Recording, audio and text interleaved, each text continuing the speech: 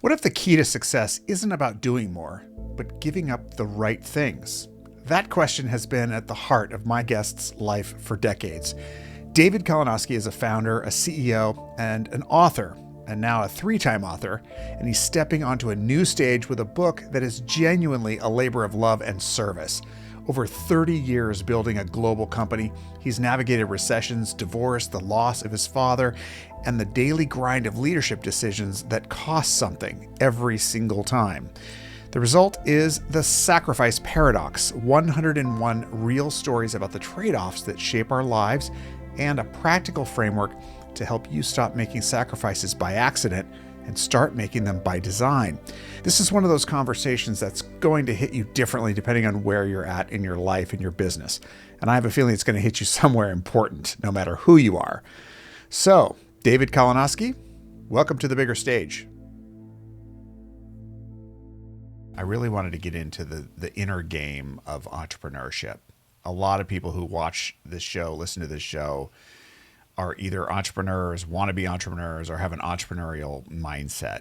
And I thought that our conversation hopefully will help them as they do that important inner work that you and I both know is the actual key to success. As my grandfather always said, it's all in your head. So that people can build great companies, but also have a meaningful life along the way. And I have a feeling that you are just the right person to do that. So thank you so much for joining me today.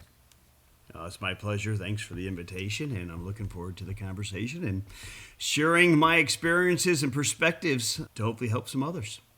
Now, you are the co-founder and the president of a fantastic company that is in the competitor intelligence, market intelligence world. I think is that the accurate way to put it? Yeah, absolutely. Competitive intelligence, strategic intelligence, a little bit different twist than traditional market research, which tends to be more about quantitative, survey-driven type of insights. Ours is a lot more qualitative type of work that directly impacts multi-million, sometimes multi-billion-dollar decisions. And you've been at it for 30 years. Yeah, I've been in the profession for a little over 70,000 hours of my life now, and the organization we founded in 95. So we had worked with a small boutique consulting firm for 5 years, doing research, doing analysis, project management, sales, and then ultimately broke away from that organization. And there's a saying that I picked up years ago by, I think, Burroughs, who was the guys, the leap and the net will appear, right? And so we leaped, and took a little while for the net to show up, but we did, and here we are 30 years later, still moving forward. That's amazing. So I have a feeling there have been a few sacrifices along the way. You've written a book called The Sacrifice Paradox, which, as you can see, I've used up half of my little mini 3M tabs here with some of the amazing stories in here. We're going to get to the Sacrifice Paradox a little bit later in the discussion, and we're not going to have a conversation about market intelligence per se today, and You and I both know that. That's not the intention. But you have built a great company that's doing work worldwide. You're operating in the world of AI. I'm sure AI is impacting your business. There's no way it's not. So I just wanted to kind of ask a few questions to get your story about your journey before we get into the book, and kind of go back in the way back machine. And I want to start off by anchoring this conversation for our audience in a quote that I read. Let's see if you can spot who wrote it. Quote, "Remember, the greatest gains often come from the most significant sacrifices. Embrace the paradox, and you may find that the act of giving up something valuable can lead to the most profound growth and success." Does that sound familiar at all? Sounds familiar. Might have been created with these fingers and what's in between the ears right here. So yes, I think that's a great quote to pull out, and I think it reflects reality.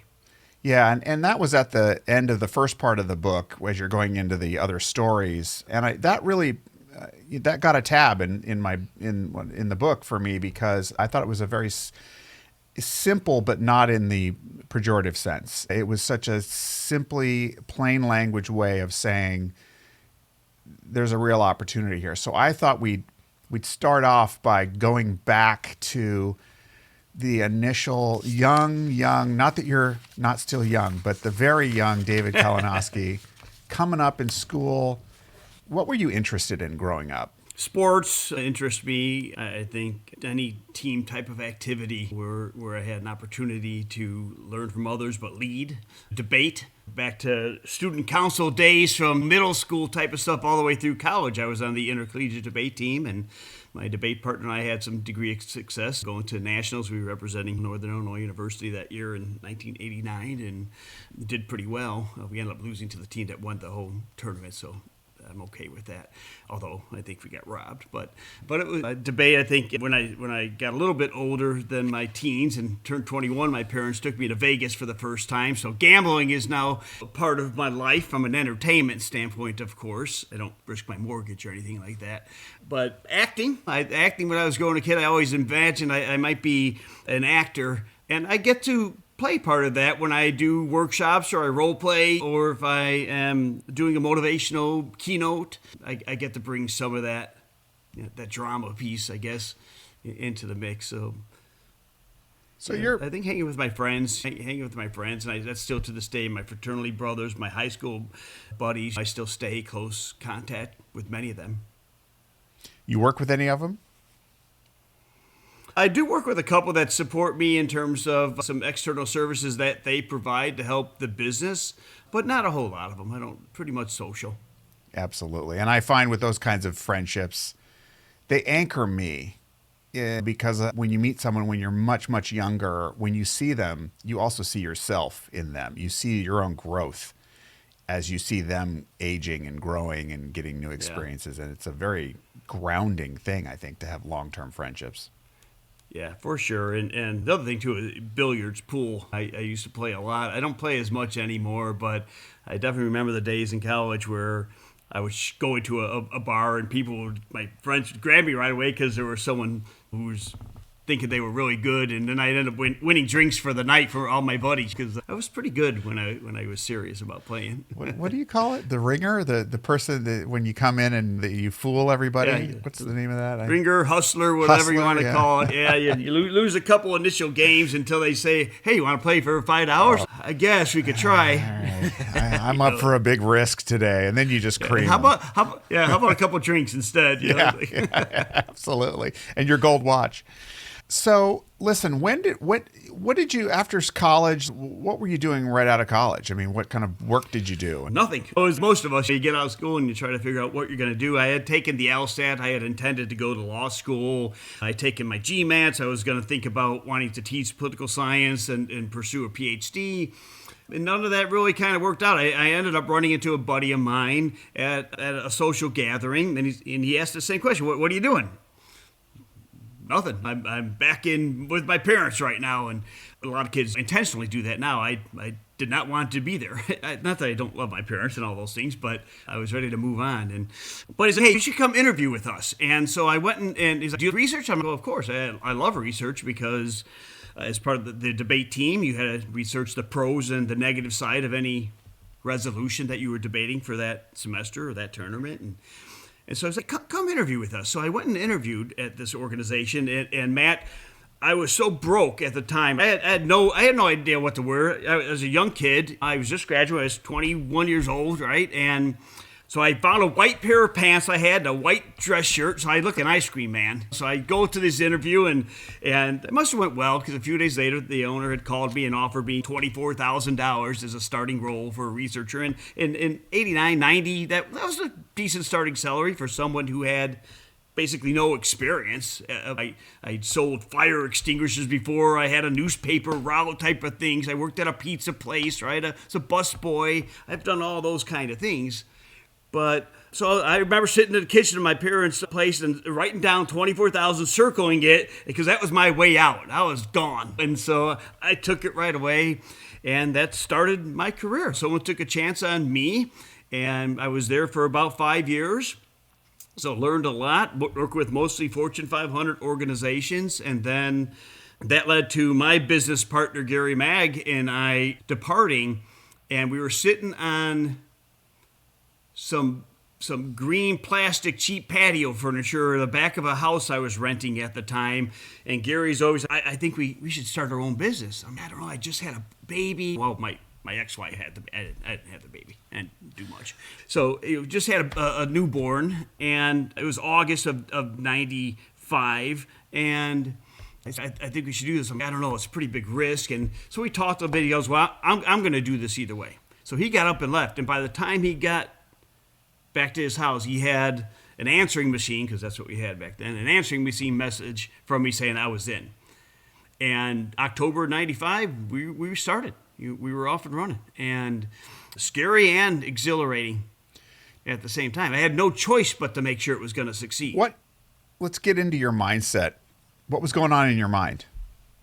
I mean, that gap between when you said, well, I don't know anything about running a business. I have no idea about how to sell to people or executives. I have no idea how to manage cash flow. I don't know anything. I don't know about attorneys and accountants or payroll or bankers. I didn't know any of that. So it was just a lot of uncertainty of the unknown. But it was also an opportunity to say, I have a chance to learn a lot. Because I was a political science major. I wasn't a business major. So I did not think I'd be going into starting a business, right? But it was also super exciting. It was scary because I had to make it work. We had a newborn, expenses like everybody else has. It wasn't an option to fail. And so, fortunately, we had a non-solicitation clause, so I couldn't contact any former clients proactively, right, without violating that. So they had to get the word out. And then right away, we had one of our clients contact us. And we got our first project, which I still had the first dollar framed from that and the first copy of the payment. But then a few weeks later, we got a bigger project. We got our first project that was going to give us some decent funds. It was a $50,000 engagement in November of 95. And the client said, well, though, we just have one problem. I go, what's the problem? They said, well, we have to get that paid this fiscal year here. Again, what's the problem? I mean, do you want me to hop on a plane and come get the cash from you? So I'll bring a bag. So at that point, yes, how do I feel? I went from worry about how the hell am I going to pay my rent? How am I going to pay the electric bill and all these things to, oh my gosh, we have some cash coming in to the business now to get us going. That was our seed money, right? And 30 years later, Proactive Worldwide is still here. Yeah. Wait, so maybe I missed it in what you said, but from the time that you said, I don't know, and then you called your buddy, your partner, and said, I'm in, till the $50,000, give me a sense of the time frame of that. Yeah, so the phone call was immediate. That was a minute after he left. I didn't even talk with my wife at the time about it.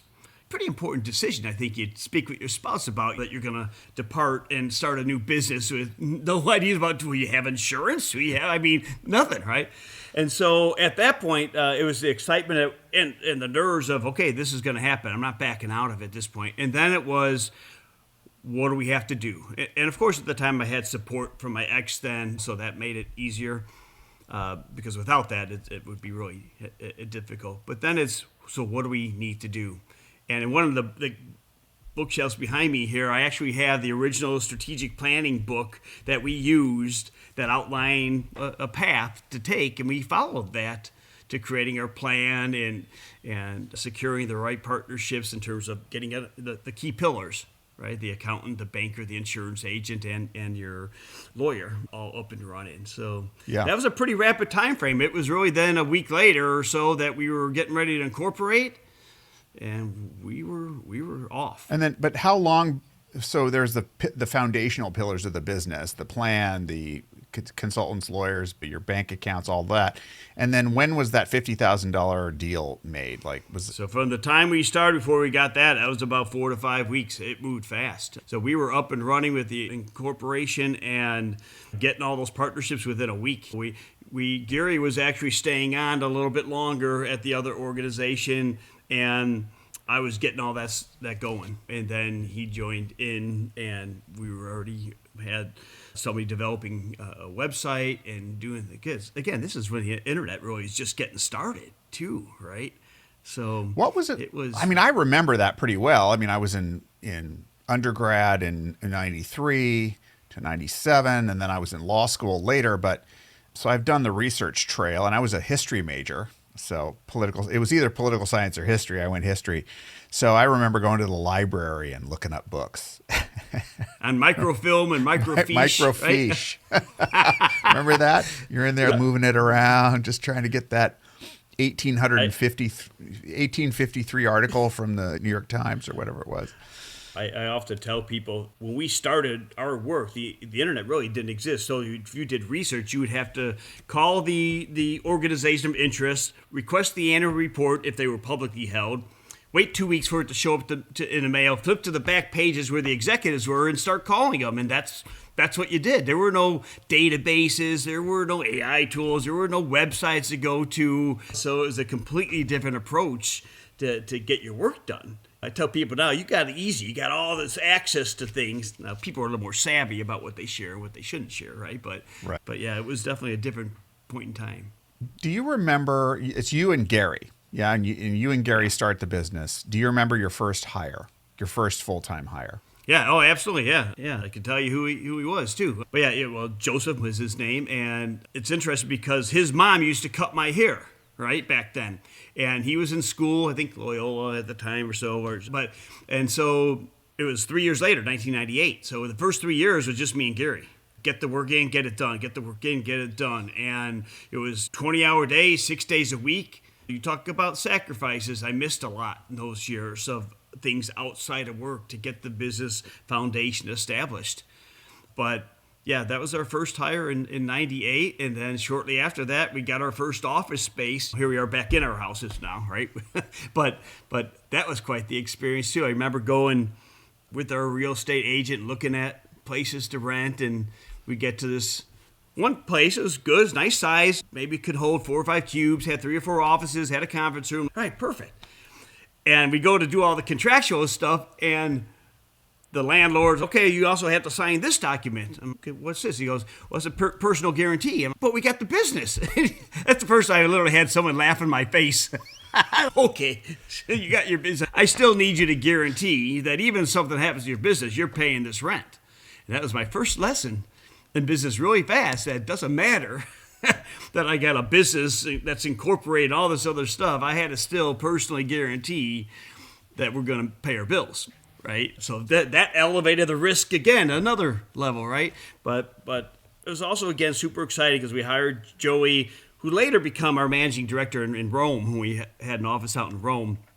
But yeah, that was our first hire back in '98. So fast forward, how many you've gone global? You've got a team globally. Tell me, I mean, all these years later, 30 years later. What have you built? I won't get into too many specifics as a privately held business, but we're still under 50 employees, right? 50 is always an interesting threshold because Family Medical Leave Act kicks in at 50, right? So different parameters. So I always say, if and when we ever get to that point, I want to interview that person, right? To make sure that they are the right person. But it's been up and down all the years, right? There's years where we have really boomed and had a rapidly hire and built our contractor network for international work. We've done work in 62 countries, right? So you need language skill sets, you need access to people in other regions of the world. And then there's times where 2007, 2008, where the global financial crisis almost wiped us out. But we were financially disciplined enough. We made some tough decisions on staffing to get through that, to survive. And that was definitely a critical point in our business in 2008, 2009. And we had just built a brand new, very large 20,000 square foot facility in 2007, put about $1 million into building this beautiful office, furnishing it all. And then the freaking market all collapses, right? So then we had to work to get out of that arrangement. We had a 10-year lease agreement, right? Which, again, I'm personally responsible for. But luckily, we were able to get out of all that, not just sublet, but get out of it entirely within about a year and a half. And then get a different place that was smaller and all those things. But But yeah, there was definitely some interesting times. And then we rebuild after that. And then the 2012 recession hits. And then you have COVID hits. We're the definition, Matt, of resilience. I can see that. Yeah. And the only thing that's sure is that there's going to be things you can't always predict that are going to happen. So things are going to happen. Without a doubt. Yeah. Yeah, and that's why you do, as a business owner, have to make tough sacrifices at that point. What do you do to keep as many people as you can, right? Having to do layoffs or furloughs, and those are things you only learn when you have to go through them. You could read about it, you get guidance, but man, to actually make those decisions, they're gut-wrenching, for me anyway, for a small business. Big companies, they could announce tomorrow they're laying off 30,000 people, and those executives, I'm sure, don't worry about sleeping too much that night.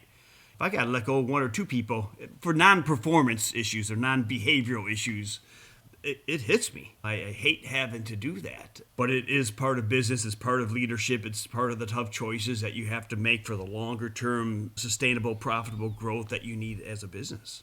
Absolutely. Yeah, one of the many, many sacrifices and trade-offs that we have. And so as you're looking, I mean, just knowing my own experience in business now over decades, I've owned several different businesses. It's a wild ride. I mean, it is a wild ride. It's full of high highs and low lows, and then a whole bunch of stuff in the middle on the daily. And so I can only imagine how many trade-offs and decisions you've had to make over the years. We've just touched on, over the last few minutes, we've just touched on a few. I'm wondering though, as you look back on your time building this company, what's the biggest sacrifice that you've made that has had the biggest payoff? Let me share a business one and a very intimate personal one. The biggest one, beyond the money piece, right? Beyond the giving up at times certain parts of my own compensation to hire other individuals or to make sure the business has enough cash flow, those types of things, because I don't draw a massive salary. Most of my income comes when we're profitable, right? I mean, but I think the bigger sacrifice that I've made that ended up becoming right was making compromises in business growth desires, right? That we're going to grow exponentially to just scale things at a manageable level, knowing that it might risk even losing some people because they want growth opportunities, right? And if you're only growing at a smaller click, it's hard to give people more money or bonuses or other benefits and chances to develop their own career path more. But to be able to make the idea that we're going to sacrifice that kind of growth and the idea to be able to build something faster so that we can make sure we're around a while is probably the biggest thing. Making the tough choices of staffing, right? And maybe that's not even my sacrifices, what I've asked others even to sacrifice over the years. During those downtimes, I've asked leadership team to take pay cuts short term, right? I've asked to scale back things. I've asked to work with minimal resources, and I know it impacted people being able to effectively do their job. Right? But many of those folks are still around me today, right? So because of being transparent with them about what's happening, I think that helped deepen the relationship. So yeah, I think missing all the kids' activities growing up. I try to be there as much as I can, but travel to see clients or speaking at trade shows, that was tough. It was tough at a certain point to consistently miss being there, and not any business owner or even executives or managers in any organization, but it paid off ultimately because it made me appreciate more the times when I was with my kids, as an example, or to be able to have the house I live in, or to travel on vacation and to get different life experiences. Those things do take money to accomplish. And so having that security of stabilizing the business was the biggest, I guess, business trade-off, is sacrificing all those times, because you don't want to get to the point where your kids then stop asking you to show up. Or you do. I have a couple stories in the book where some executives put so much into the grind of work, they come home and the house is dark and nobody's waiting up and nobody really is asking anymore about their day, and because they've lost interest, because you seem to have lost interest in them. Even though you didn't, but certainly that's the perception. Right. Well, also, you don't want to be hurt. If it's a hurtful thing, at some point I'm not going to expect it anymore because it hurts too much to expect it and then be disappointed. Yeah, even if your intention, intention does matter, but you definitely don't want to intentionally go out to hurt someone. So that was kind of the business. On the personal side, I tell you, and this is really personal, but in 2007, when I asked for a divorce, it was tough because my ex-wife, great lady, didn't do anything wrong. It just wasn't there anymore. And you can go through those motions and mask how you feel and pretend, right? Or you take the hard action of realizing I don't want to find myself 10 years from now still wanting for something else. And my kids are younger. They're all adult kids now, right? But I knew that I wouldn't see my kids every day then. I knew then that there'd be different visitation schedules and all. I mean, we had a relatively amicable separation. There was never issues about you can't have the kids or it was whenever I wanted to see them, I always had access. But we had a fixed schedule.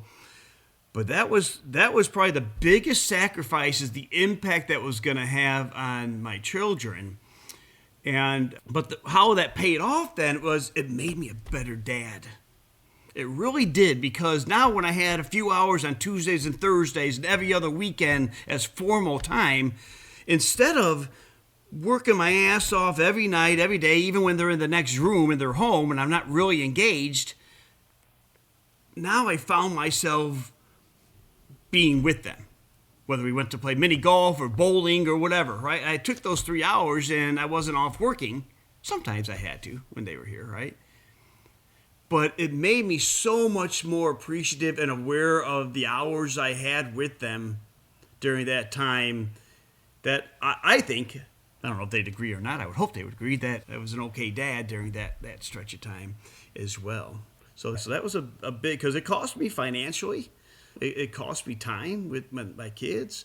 It cost the stigma at the time in particular of, you can't make a marriage work type of thing. It's not about that. But it would have been unfair to myself, to my ex, to the kids, and I see so many people who just go through those motions because of the fear and everything else. But ultimately, it was the right decision to be able to catapult me in different ways I didn't see coming that became more fulfilling.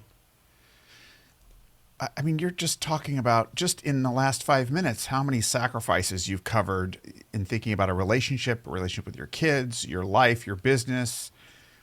When did you start thinking of sacrifice as a topic that you would want to even delve into and write about? When did that moment happen? And yeah, that was in early 2019, maybe late 2018. But I started thinking about the concept when I was really reflecting on a flight.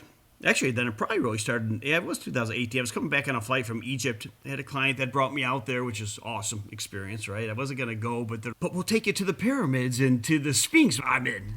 I didn't care about the money at that point. Wow. So, but I'm flying back thinking about all the different trade-offs in life. Some that were good, some that were horrible, some that I regretted.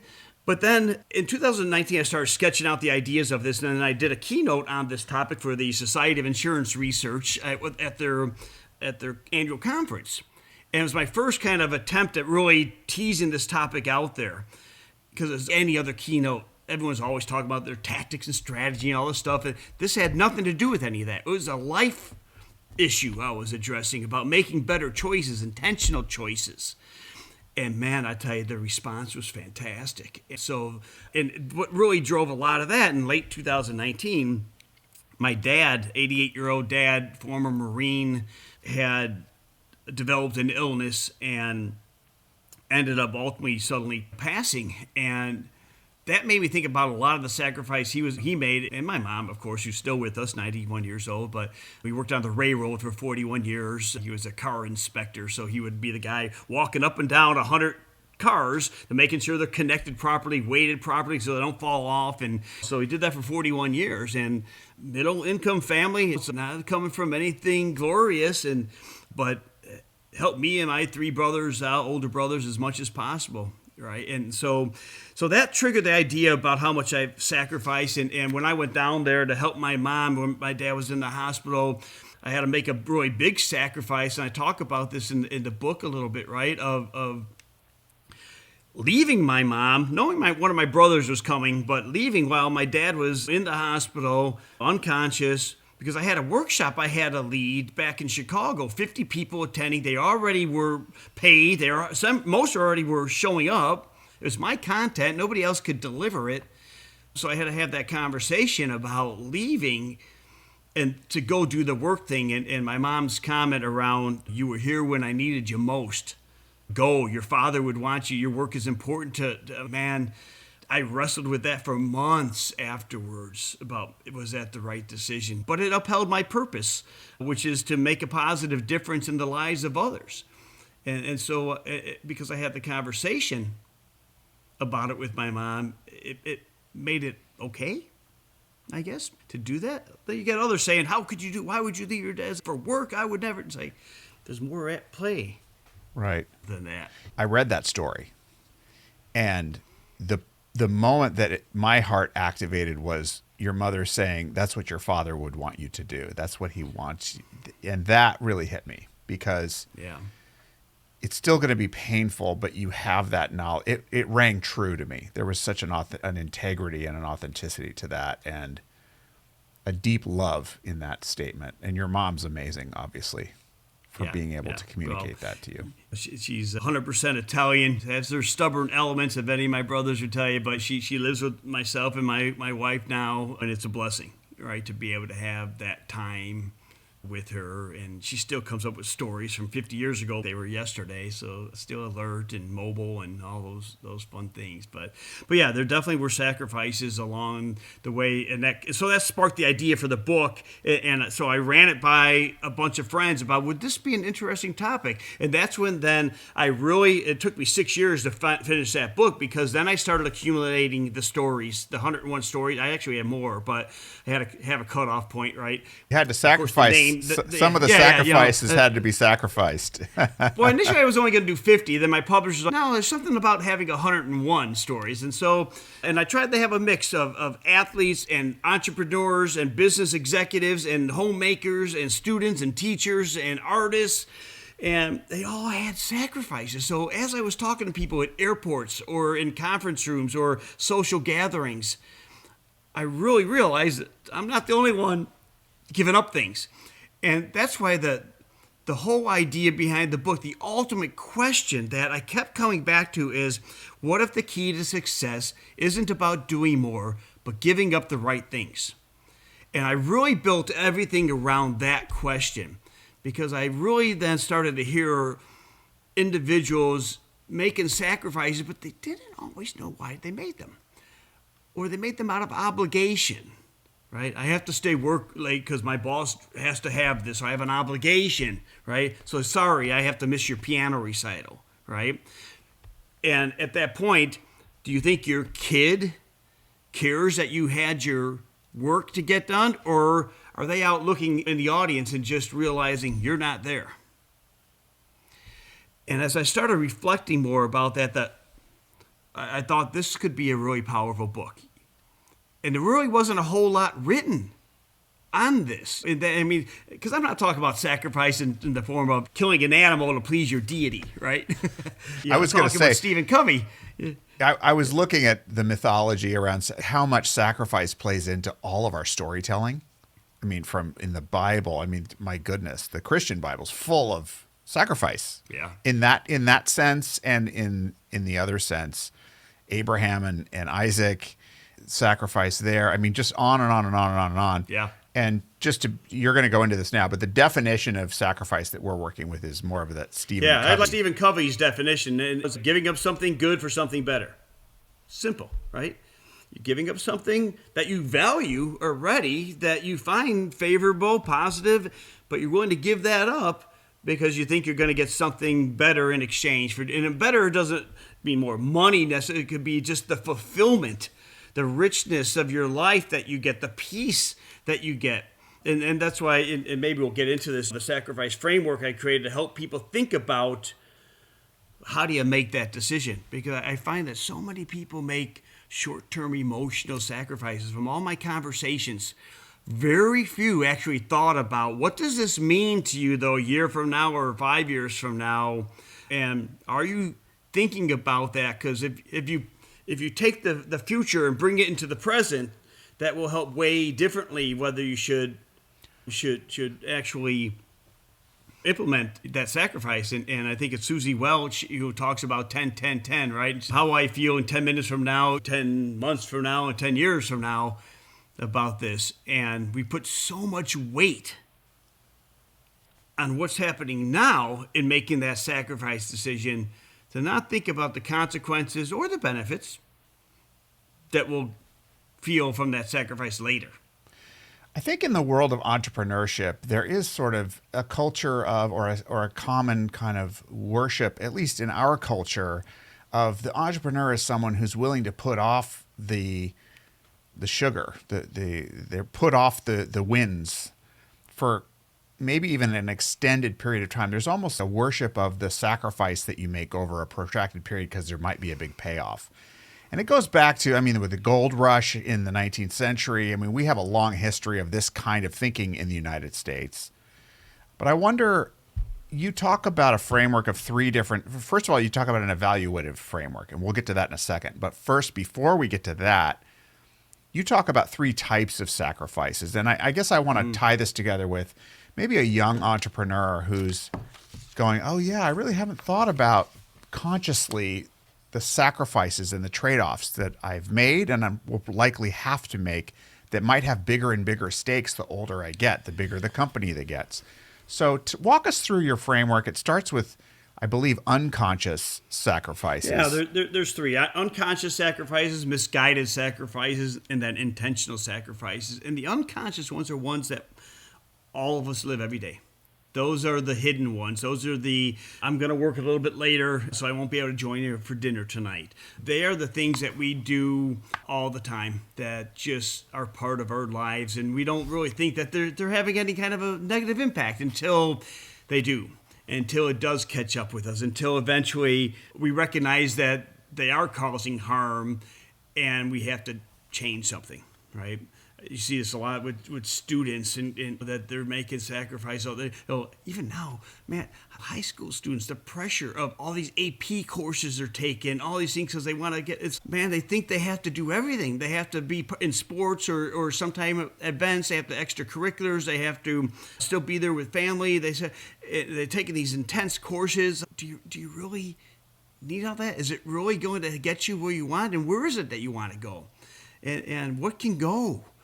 So the unconscious ones become really important.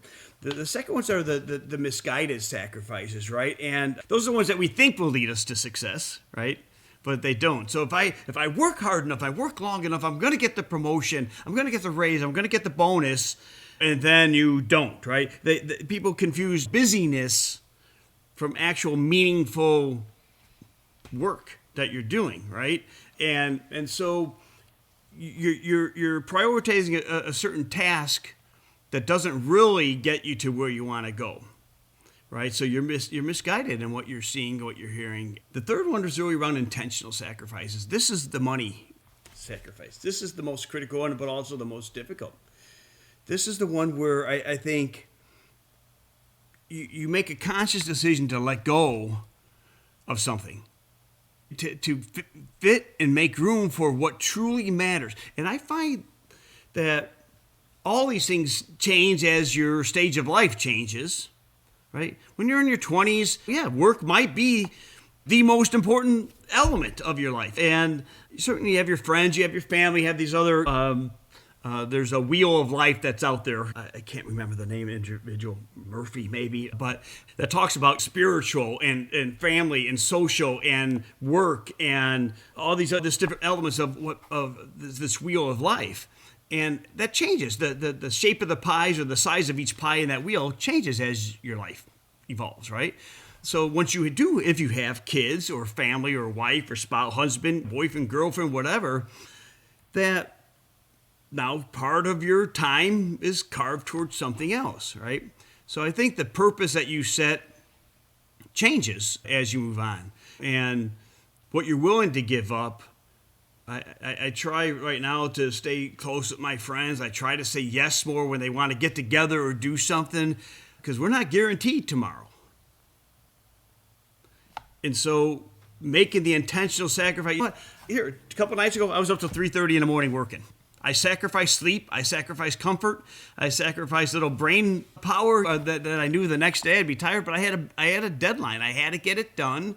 And sometimes for me, my best thoughts come at midnight. I don't know why it's been. Join the club. Yeah, right. Yeah. I'll wake next morning. My wife will be, man, you didn't even come to bed. I know, but I just got cranking.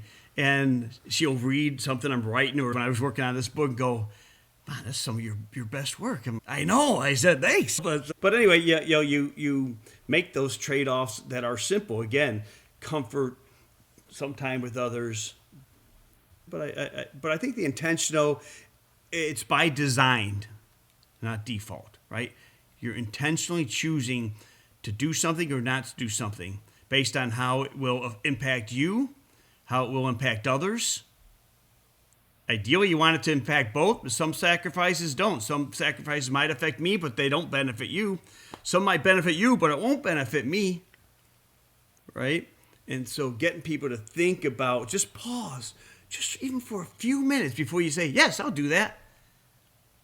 And then you go, oh, shoot, I forgot we got that going on tonight. I've already committed over here. If you just would have waited a few minutes, you might have made a different decision. The pause. Yeah, you're really bringing me back to my work in self-awareness and the Venn diagram of the self-awareness as a skill, as a practice, and what you're talking about is just almost an eclipse. Well, people think we're always available. When they act there, oh yeah, yes, yeah, oh yeah, yeah. And I just reread The Power of Focus. I actually have it right over here on my desk. Because I'm even working that into my business about we've been all over the place on certain things. We got to get focused again. We got to get focused. Just when you're trying to build wealth, there's a saying that talks about focus builds wealth, diversification preserves wealth, right? So we have to get really focused at different stages of our life. There are times when your family absolutely is most important without a doubt. Certain formative years of your kids growing up, or an illness that's happening, or whatever it might be for you, where you say work has to wait. And there's other times where family has to wait. So I think temporarily. I think what I'm hearing from you is there's this natural flow of a life, and especially a life that includes nurturing a business, where you go into modes of extreme focus to grow your revenue, to achieve a certain thing. And then you diversify. But I also hear you saying that we go back into that focus, and then we modulate. At least that's been my experience, is you do kind of go between those states, and that the more that you are aware and conscious and making intentional conscious choices about those trade-offs, the better choices that you're going to make in that process. 100%. Let me give you a simple everyday example, right? You want to be healthier. You want to be more fit, right? I mean, I have that in my set of goals. You may as well. Most of us have some version of that. Am I doing all that it requires to make that happen? Hell no. Am I binge eating? Am I eating junk food? Am I eating sugar still? Am I missing my workouts? Yes. So how important is it to me? I mean, I am consciously putting my hand in the potato chip bag, right? I know I'm doing it, right? So how important is that to me? It should be more important. And when I look at my wife, she's super fit and she's working out at 5:30 in the morning because she's a kindergarten teacher, so she gets that in. She's disciplined about her eating, all this type of stuff. Not that she doesn't have her days, right, where she eats other stuff, but man, she just got an amazing discipline I don't have for stuff that, right? Can I take the spare hour I have and do I watch Bridgerton? And do I watch some Netflix show or do I use that hour and go work out?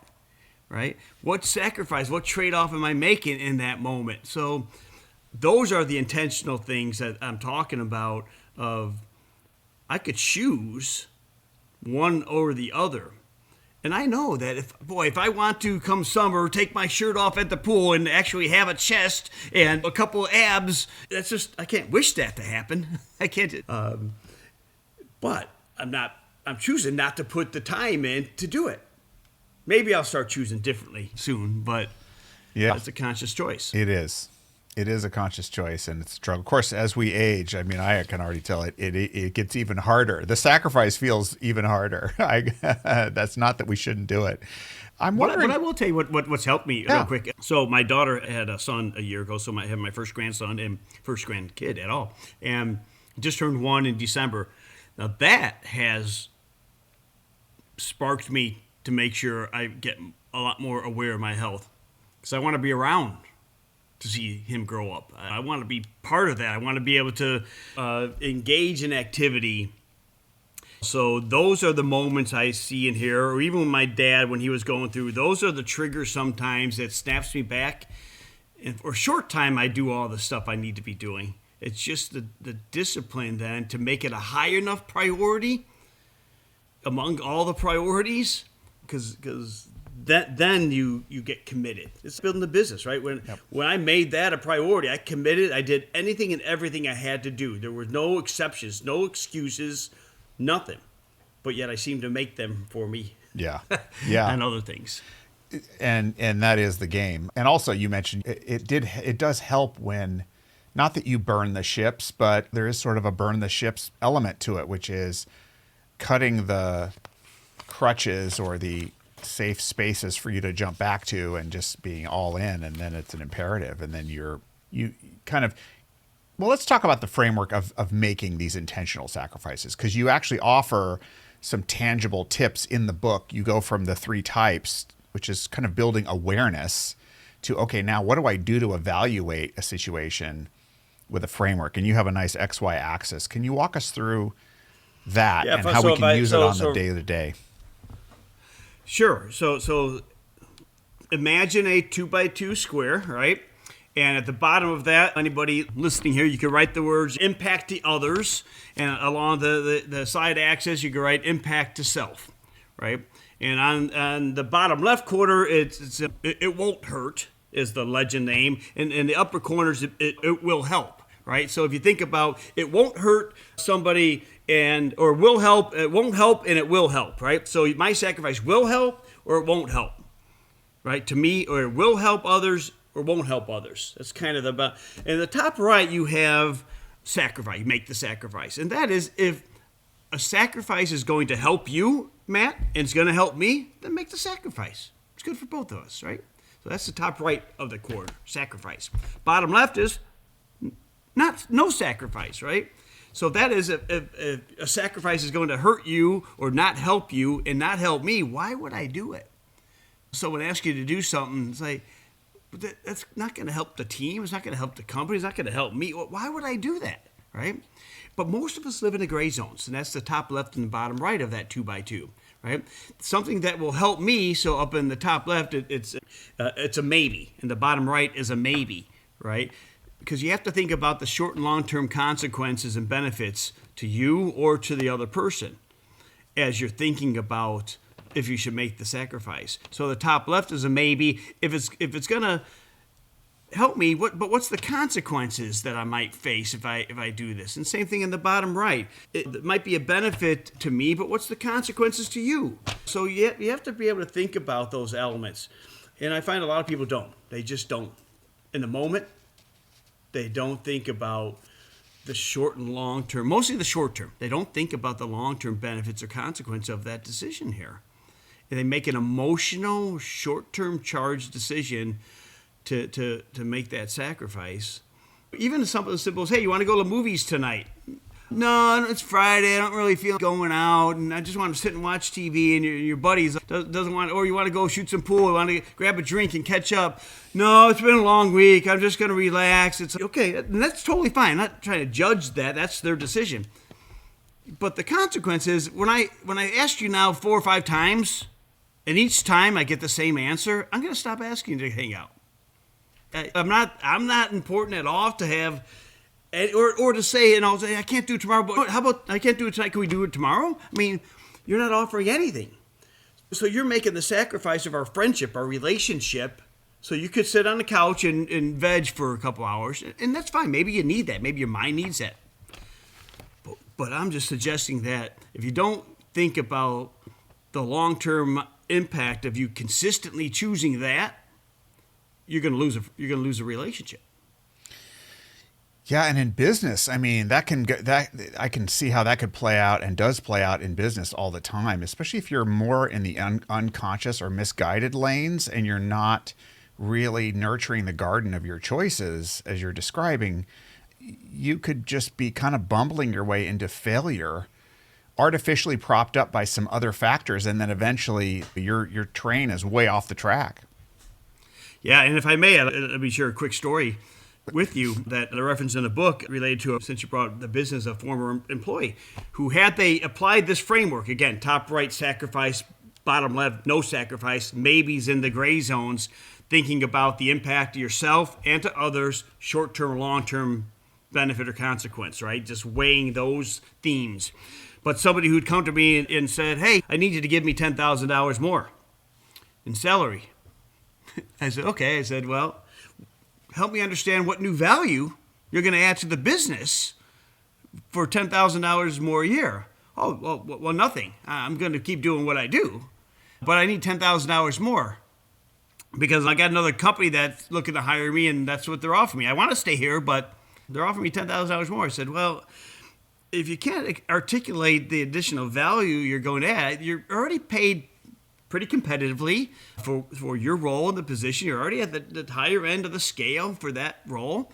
We could talk about how you could develop some skills maybe to be considered for the next band for another. No, I just need 10,000. I said, well, unfortunately, I'm not going to be able to just hand it to you. I said, but before you leave, let me just caution you around all the other non-financial parts of your compensation. I just want you to think about that. I'm not going to go over them all with you here, but I want you to think about that. So no, right now I need the extra money. So okay. So they left. Just upsetting. They were good. They weren't necessarily great, but they were good, competent, capable, meet expectations team member. So they left, and about 4 months later, they had contacted a coworker that still worked there and said, I made a mistake. What do you mean? Yeah, I got here, and number one, I don't get as many PTO days. I should have asked more about that when they hired me. Because at our firm, you get 3 or 4 weeks of vacation time, depending on how long you're here. We have 11 holidays that they get off. You have 5 sick days. We have a volunteer day off. You get your birthday off for pay, right? And then the last 2 weeks a year, we shut down the business. No, they don't have to use their vacation time. That's incremental. We shut the entire business down for 2 weeks so they can go recharge and have time with friends and family, right? So it's about 8 weeks, 9, 7, depending how long you're here. And this person had 5 holidays and 2 weeks of pay, and that was it, right? So they realized that extra time off is way more valuable than I thought it was than the money. They also didn't like their manager, and they didn't like the culture. And that's what I was alluding to about making a short-term impact. You're making a decision, and you're sacrificed all that for the long term now, so you get what, you netted another $600 a month, $650 a month. Was it really worth it to you?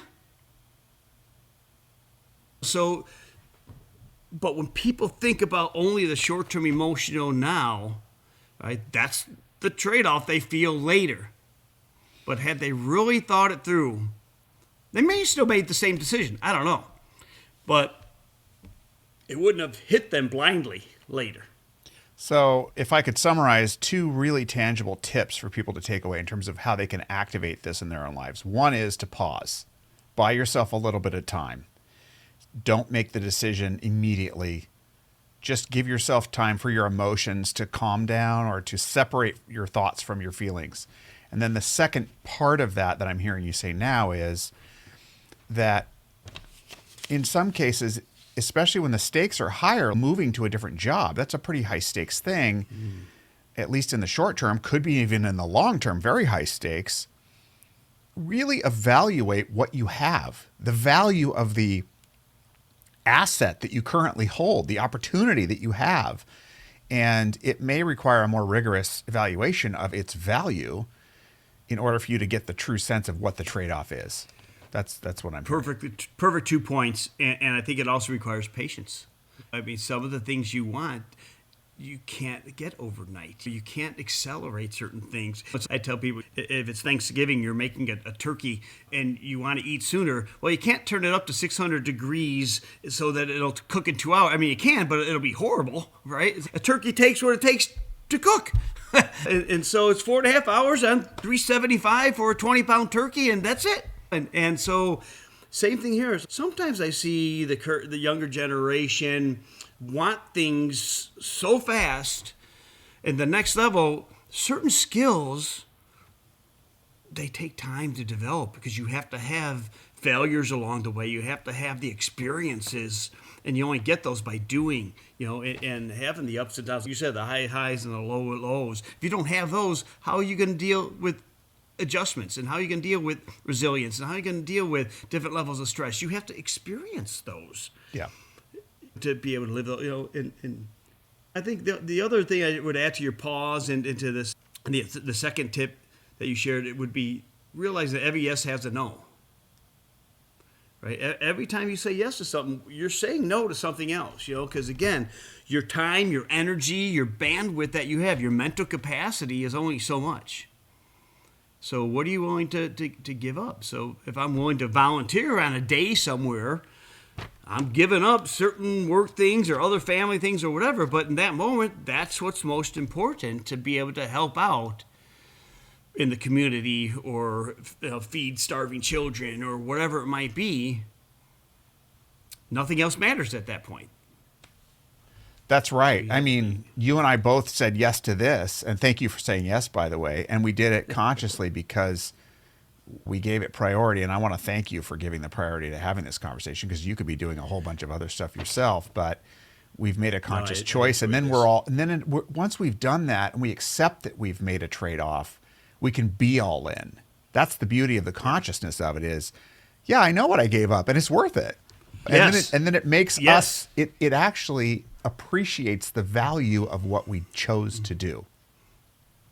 100%. There's so many examples in my head. Everything from I went to the Bears playoff games, right, against the Packers and then against LA, and the tickets were not inexpensive, right? So I sacrificed some cash, right? The time, it's an 8-hour day by the time you get down there beforehand, at the game, driving home after, right? All that stuff. But man, the life experience I created for myself and my buddy that I brought with me was, I'll never be able to replace that, right? And one we won against the Packers, one we had a heartbreaking loss, but man, the experience was awesome. But there's trade-offs to do that. But you're right. Once you decide that, then you get behind it. That's why the pause is so important. It's in business. You can debate and discuss and have dialogue about even the toughest topic, pros and cons, and argue. But as soon as the decision's made, you better get behind it. Everybody better get behind it, right? We're done debating. Same thing here, which is why I also talk in the book how it is so critical that when you're going to make a sacrifice, it's going to affect somebody else, your kid, your spouse, a coworker, whatever it is, you got to have that conversation with them. Hey, listen, I'm not going to be able to stay late and work on this project with you tonight. I have to be at my kid's event for these 2 things. I've already missed 2. I'm not going to miss this one here. I know that might set us behind a little bit here, but this is the reality of what we're going to go through. And when people understand how they're going to be affected by your sacrifice, then they don't regret it, you making your choice so much, right? And they understand because they're going to be in that situation themselves at some point, right? That conversation I had with my mom about needing to leave to go back to Chicago. If I didn't have that, she might have resented me forever. If I just said, I got to go back. I got to get back to work, Man, how insensitive that would have been, right? And I'm not the most rub your back sensitive kind of guy for that type of stuff. But man, people will resent you if you don't talk about why you have to make that sacrifice right now. Not everything is urgent and important. So to pause, just to reflect on it. And that's why I want to talk about the reflection questions at some point too, because that's probably the most valuable part of the book. Well, let's talk about that, because most of these stories end in a powerful reflection question, and which is why I think this is really a daily reader. Yeah. I mean, I love that you said at first when you and I talked before and you said that. I had to think about that, but I'd read other devotions every day. I read one devotion, right? But you're so right. It made me think. There was a buddy of mine who read the book. He goes, "Oh yeah, I knocked that thing out in 2 days. It was a great read, easy read." I said, "Well, I appreciate the feedback that it was an easy read." I said, "So what did you most take away? What did you reflect on most?" He said, I don't know. I just at the time it was really hitting me, and I said, "Go back and read it again. Slow down." I said, "Read 1 or 2 stories a day." I said, "You got a year worth of material there." Because Matt, each reflection question, those took me the most time to write. Those took me the most time to pressure test, right? Because that's the heart of that book. That's the whole, you could understand my concept, my framework, the whole idea about being intentional in your choices, but each one of those chapters has a completely different message, even though the themes of several of the stories might be the same, to really get you to sit back and reflect on that question or questions I pose at the end of each story. Yeah, and I think if you read all these, I'm looking at one here. This is just from page 94. This is from The Mother's Relief. What's the professional milestone you've had to let go of, and what did you gain instead? I think if you just went through all of these reflection questions thoughtfully, slowly, you would end up having so much more self-awareness about your patterns, it would just, this book really to me is an incredible development guide, self-development guide for being more aware of the sacrifices that you are faced with and the way that you are making your decisions. And you're going to make better decisions moving forward. Go ahead. Sorry.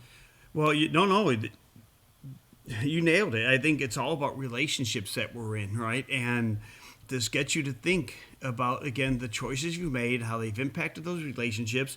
There's stories, obviously, about people who've been saving their whole life for retirement, and then they have an issue that comes up with their son or daughter or their parent that requires to give up everything they've been planning for their whole life to be able to be there for that child or be there for that parent, right? Wow. Now there's others that have been the opposite side, that they've had there's a story in there of somebody who had a parent that lost their spouse and they wanted them to move in with them. And they had just gotten married, this couple, and it was the guy's mother. And he said, "No, we're getting our own groove." And they made the choice to not move in with the mom who was grieving and all this stuff because they're trying to build a life for themselves, right? And they got their routine going right now. And the trade-off, the consequence, mom was pissed a bit, right? Mom felt hurt. It strained the relationship. But eventually, mom knew that love can be shown in other ways. Calling every day or coming to visit. No, they didn't have to move in with mom, right? So there's stories of people who take the promotion, uproot their entire family to go move across country for a job with a more prestige and responsibility and money and all these other things, but it meant the kids having to lose their friends and the spouse moving their job and their community was gone and starting fresh. And there's others who said, "No, I'm going to pass on that promotion because I'm not going to have my family sacrifice. So I'm sacrificing not getting the prestige, not getting the extra money." Right? But by pausing and thinking through that, they realized what was most important to them at that stage in life.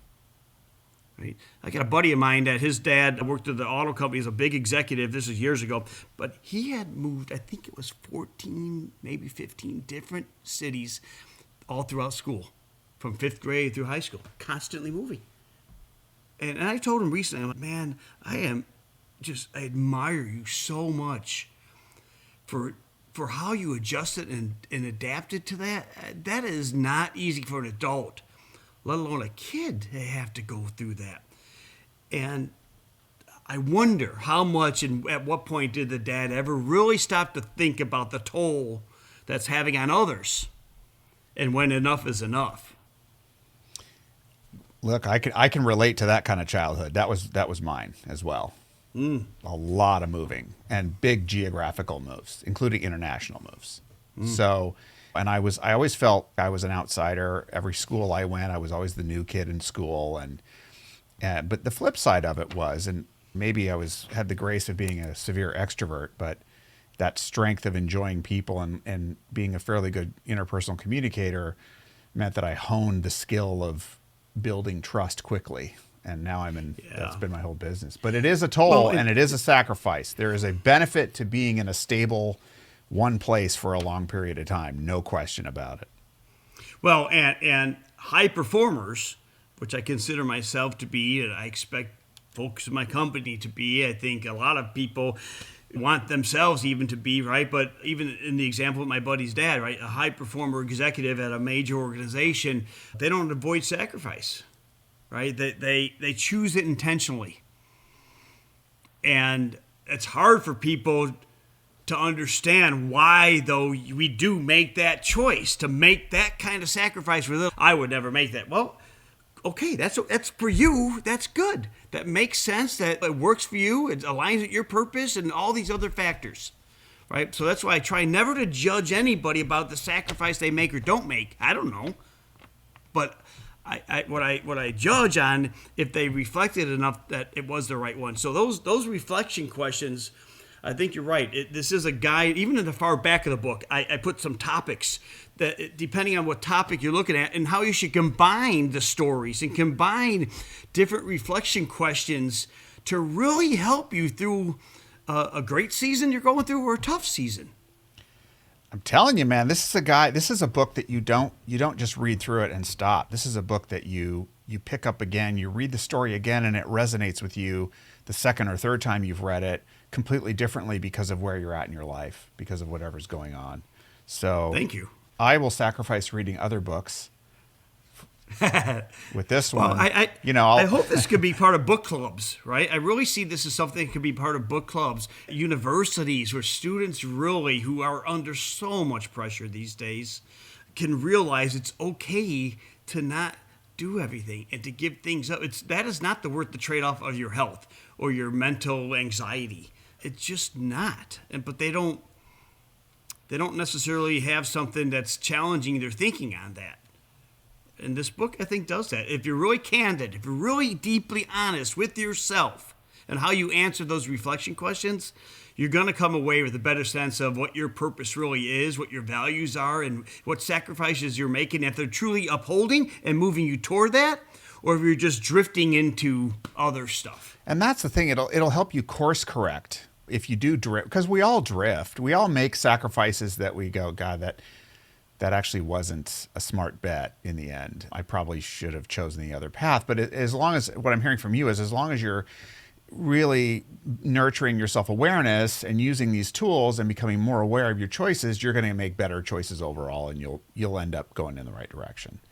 Yeah, learn from it. Learn from it. Yeah. But it does take time to sit back and reflect, whether you're driving in the car for 15 minutes or you're waiting to pick somebody up or you're in the doctor's office, and whatever it is, just take those moments. Because it doesn't mean you have to reflect for an hour on something. It might be 5 minutes. But 5 minutes is a long time if you really sit and think about something for 5 minutes. It's longer than you think. Well, and in some contexts, even 1 minute is a very long time in certain contexts. In a conversation, if you were to stop for 15 seconds instead of saying something, you might be making a sacrifice in a moment in a conversation that you regret later. I want to bring up... I don't have...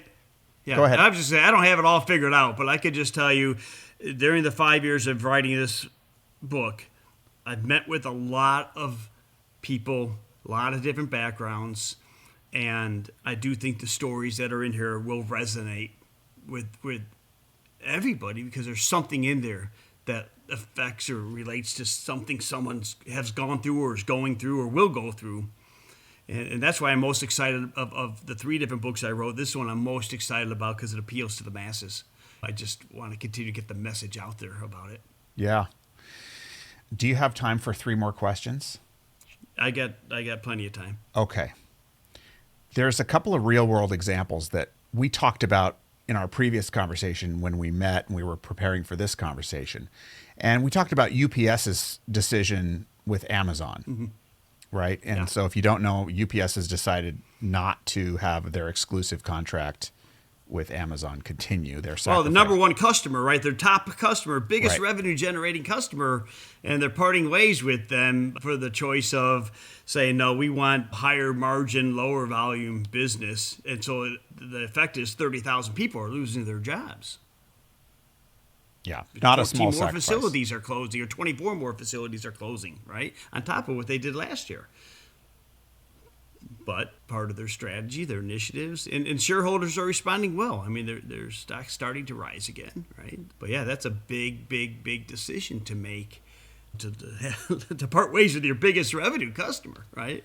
And be okay with that. Which may sound crazy, but then when you look at it, no, that's a real trade-off that has a plus side to it as well. And I remember years ago in the agency I worked at, we would have leadership team meetings where we discussed sacrificing certain clients because they were so high maintenance that it was not necessarily, it was profitable in the short term, but not in the long term. It drained us as an organization so much that we just decided to let certain clients go. Yeah, I mean, everything from burnout to the sense that you never could get gratification or satisfaction because no matter what you do, it's not good enough, right? And who wants to work in any environment where that's the daily feeling you have that your work's not appreciated because then you do all this work, but because the account's still losing money, you can't even reward the team that's doing all the work. Something's messed up there. Something is messed up. And I just want to say, so I think when you think about the tool of using the book and what you've started here in this sacrifice revolution maybe is giving leaders an opportunity to think individually about their own decisions and then apply this also to their team and their organization as a framework. Yeah, there's definitely a section in there that is designed for the corporate environment. And you see all these companies talking about culture, right? But are they really, in their values, right? Are they really taking the action to back that up? When someone goes on vacation, do you let them go on vacation? I mean, do you really leave them the F alone, right? Or are you pinging them, oh, hey, where's this file? Well, can you just hop on this quick call? It's only an hour out of your time. And all of a sudden, the person is not resting and recharging and having the time. And then that's where resentment, that's where all the things kick up. So let them go do what they need to do. Just when you're here at work, then work. So I think that companies talk about this cultural stuff, but are they really enacting things? Are managers being realistic about that balance and about allowing people to do what they have to do? So yeah, I have to sacrifice part of this deliverable because my spouse is in the hospital. It seems on the extremes, right? There's understanding, more something like that, or a death or whatever. But we don't live in the extremes. I mean, that's 20%. Everything else in the bell curve is our normal everyday stuff. And so you want me to sacrifice for the company, whether it's compensation or sacrifice my time, my energy, my brain power, my family. I'll go on this business trip to go to the conference and work the show, giving up time with my friends or family or my own leisure time, right? Great, it's part of the job responsibility, but then it works both ways. You gotta sacrifice stuff that the business might need from me so I could go do other stuff. Yeah, that's right. That's right. Okay, now there's a more of a pop culture, but I think it's actually really relevant to this. There's a story in the news that I stumbled on that I wanted to run by you. So I want you to put your coach hat on. Okay. And I don't know if you've read this story. This is published all over. I just chose People Magazine's website because I thought they laid it out pretty simply. Blue Bloods' Jennifer Esposito, she's an actress, holds back tears, revealing she has to move out of home she mortgaged to finance a movie. So, quote, no one wanted to make it. I couldn't even get people to read it, Esposito said during the press tour for Fresh Kills in 2024. And so she's been sharing her sadness that she's having to leave her home.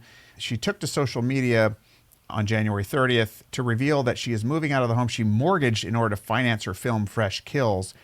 And at first, I thought, when I first read this headline, I thought she had made an intentional sacrifice because of a different headline, that she had basically chosen to take money from her home, and which she did do, but I think she never anticipated it actually going badly, is what I'm reading into this. So now she's saying, she's kind of crying about, and I would be too.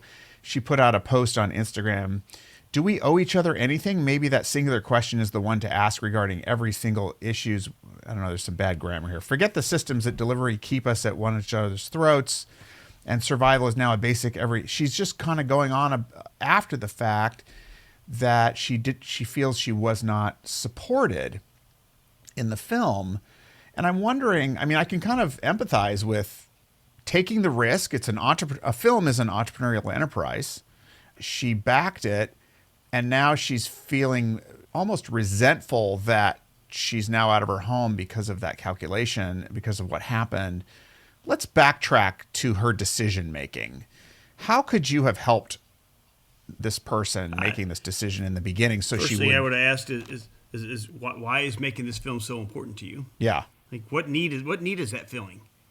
What are you trying to? Is it for status? Is it because you have a story to tell and you think you're going to make a windfall from it? Why is you making this movie so important? That's the first thing I would say.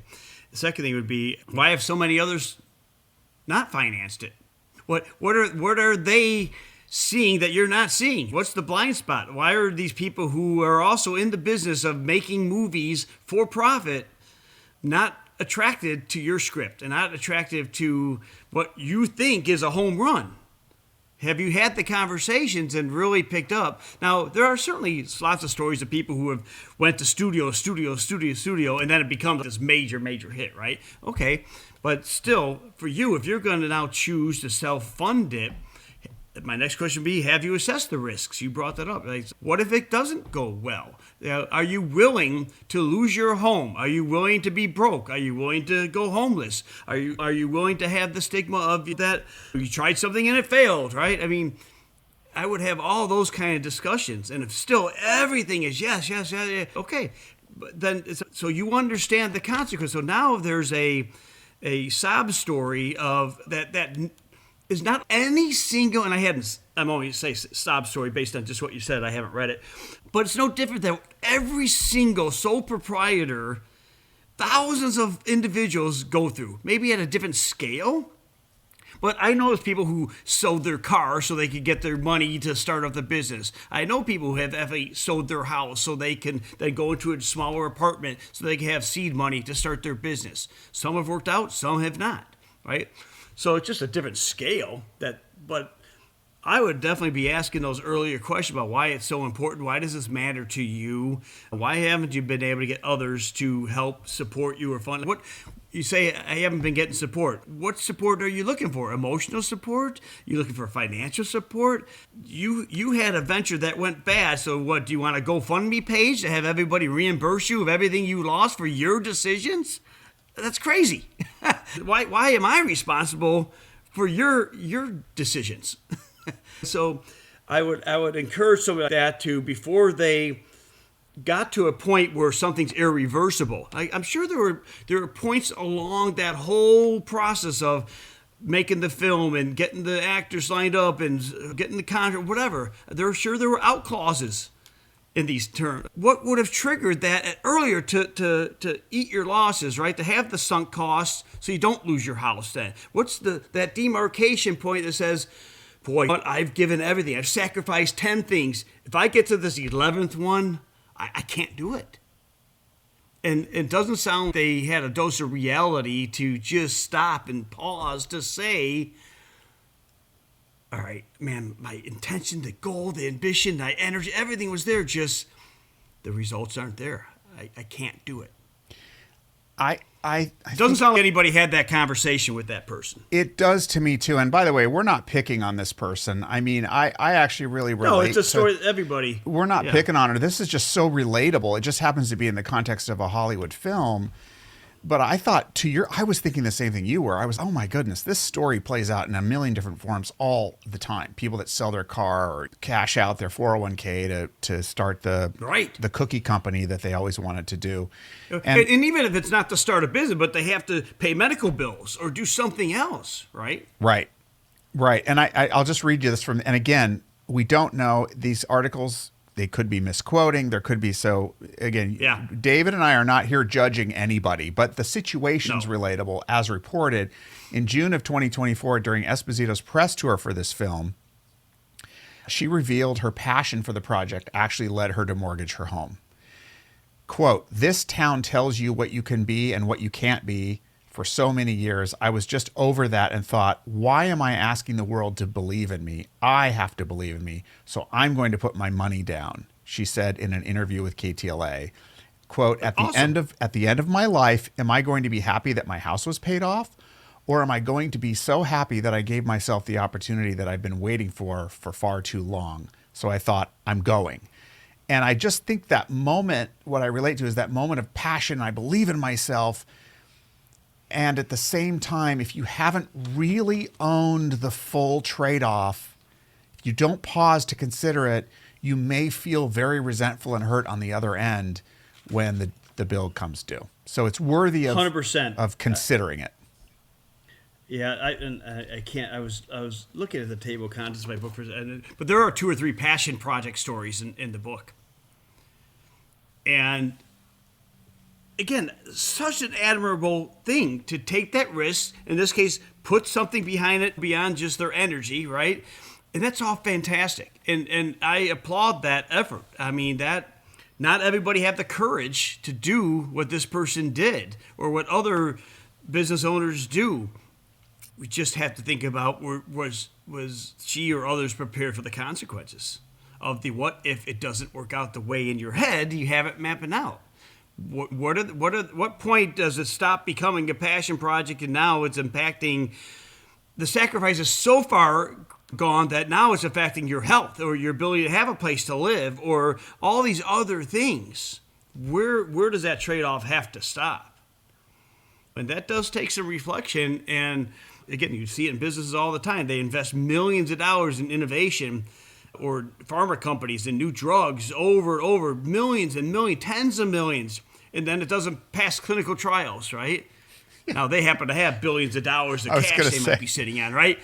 But, so maybe not the best example. Facebook and the metaverse, that's the one I think of. Billions. Yeah. But you look at Bezos, at Amazon, he talks about how much he sacrificed for so many years, right? And Elon Musk, too, about not taking money out and all this stuff. Now, obviously, there's some tax reasons for some certain decisions, right? But all these folks who are way high-powered now, they all gave up stuff tremendously earlier to get the longer-term gain. And maybe she wouldn't have any of this if the movie was a huge success, right? It'd be, see what happens when you take the risk and you bet on yourself and look at this windfall I got now. But it actually is a great story and a dose of reality that even the best intentions, even those who have the skill sets, the capabilities, the knowledge, the network, the strengths, it still may fail. And she may be happy that she still gave it a shot. But then it's hard to hear someone then talk about all the downside. Just focus in on the fact that you gave it a shot. You knew that the downside could come. That's right. You know, so. And it sounds like what the media is catching her when she's going through the emotional process of accepting that it didn't work. And that's got to be hard for her. It would be hard for anyone, not judging her, but learning from her experience. And I think this goes back to something I alluded to earlier in a question that we explored a little bit, which was we just noting that in our culture around entrepreneurship, we have this kind of glorification of sacrifice that is not always healthy, in the sense that we glorify, oh, you gave up absolutely everything, all your friends, you walked away from everything to do this. And we love a rags to riches we love that story. I mean, it's sweet and sour. It's got all the elements of a delicious dish. at the same time, if you're not really conscious and, as you put it, thoughtful and intentional about your sacrifices, you may end up feeling very hurt on the other end when it didn't play out like the movie that you watched. So Yeah, something to think about. Think you have to have greater clarity in those kind of moments. But you're 100% right in what you just said. I think that when you choose to make that kind of sacrifice, understanding the pluses and minuses that could come with it. And I think sacrifice isn't accidental. It shouldn't be anyway. And just my experience is those that can be more intentional. This article, this person was clearly super intentional, right? Just probably didn't think about the out, or think about at what point am I putting way too much at risk. Me talk about gambling and liking gambling, right? So I hate if I go and lose even a couple thousand, right? I walk away and I could have done this, I could have invested this, I could have paid this bill, I could have bought a new suit or whatever the hell. But I don't go to the point where, oh my gosh, I'm gonna risk losing my house. I can't make my mortgage payment, or I lost my whole paycheck. Or you gotta know, right? So I'm willing to sacrifice certain things to a point. And a lot of us have to really think about what is that point? Where is that sacrifice line? Which is actually the name I almost should call this book, The Sacrifice Line, about when will you cross that line? And then as I talked more with my publisher and a couple others, I renamed it The Paradox, because really that's what it is. The idea of giving up something that we do value already might seem a loss or a setback, but the fact that it does actually lead to something more fulfilling, that's the paradox part of it. I've even found where I thought it was a sacrifice and then realized it was a mere trade-off. That actually what I let go of wasn't. I have created mythologies in my head about the value of some things too. So that's sometimes I'm delighted by that choice because I realize, oh wow, after I let go of it, that wasn't really a thing to let go. It wasn't really that valuable in the first place. It's most people when they have kids, right? I always ask them, do you wonder now what you used to do with your time? Right? Because they're always so busy. There's no time to do anything. Now all of a sudden they have their child and they realize, my gosh, I guess I had a lot of time before to do all kinds of things before, but you're willing to give up all that to be able to have that new human in your family. Yeah. Huge sacrifices when people decide to become parents. Yeah. Yeah. And you've got stories in the book that touch on that a lot. And I love how the stories traverse between family and business and just all the different aspects of life, because if you're in business, your personal life and your business life are they're integrated. They're very integrated. Yeah, that's why I always laugh about my friend Matthew Kelly, who's an author of about 35 books, most of them New York bestsellers, but one of them is called Off Balance, The Myth of Work-Life Balance. And he's talking about professional and personal satisfaction you have, not balance. You're not going to have 50-50 balance, right?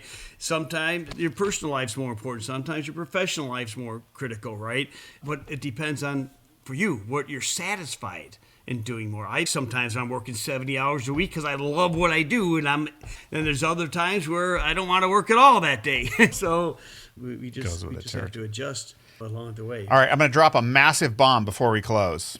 Okay, this is a big question, and maybe you just give a headline answer, and then we talk about it another time. But our society right now is, as we all know, very fractured. There's a lot of heartache in our society, a lot of people who don't see eye to eye. I wonder how the sacrifice paradox can play a role in us healing the divide in this country. Well, that definitely is a big question and requires a fair amount of discussion. But to me, I think it comes down to understanding, again, purpose and intention. And why do certain things bother individuals more than others, right? Why do people have certain beliefs on things? A lot of that stems all the way back from childhood, right? How you're raised as a parent, who your educators were, how you were influenced socially. A lot of those things, how you were personally treated growing up even, all that has impacted and shaped who we are and what we believe and how we believe it. But yeah, I think realizing that there are trade-offs to have freedom, as an example, and taxes as an example. Nobody that I know wants to pay taxes, and I'm in a pretty high bracket, and I hate it. It sucks, right? But I guess I'd rather keep 50 cents on every new dollar than not have the other dollar. I don't know, but yeah, things cost money and to be in our society, and there are trade-offs all along. And it is. People have different philosophies of where do law and policy, as an example, rule and govern versus human nature. Those are tough questions. But I think it all starts with people just understanding what's the conflict? Why does something bother you or hit you that badly, and then are you that on your intensity level that with everything? And why has it changed? You look at some issues that are going on in society right now. Certain parties or factions believe totally different 10 years ago or 15 years ago on certain issues. There's recordings and videos of people saying one thing that so totally supports action that's happening today, and then now all of a sudden, because action's happening in whether it's under a different leadership or in a different way, now the story's changed, right? So that's just an interesting self-reflection issue of why did that not bother you 10 years ago? And if it did, why were you not speaking up the way you're speaking up now? Why now, right? Yeah, so I don't know how sacrifice can help with that, not other than making it more visible about the intentions and why does it bother you so much. Yeah, and just to put it in shorthand, what came up for me as I was reading the book, as I thought about it personally and in my business and then my family and my friends and then societally, what came up for me, David, was, are we really calculating the sacrifice that we are making by digging in to hardcore positions and refusing to treat other people as human beings? And the sacrifice of being right. There's a lot of people who dug in that have to be right. And there's a sacrifice when you have to be right. And I go back to our mutual acquaintance, Marshall Goldsmith, who said he had to let go of always being right in order to become successful. And I feel that's kind of what's going on. Powerful statement. It's a powerful statement. I think you had one as well about forgive people for being who they are, and forgive yourself for expecting them to be someone they're not. And I think you're right that people will, and I find myself having to be right, whether it's with my spouse or kids or a coworker or my mom, right? At a certain point, you got to show, no, you're, and end of the day, that could destroy relationships. And you just have to pick and choose when it's important to be right.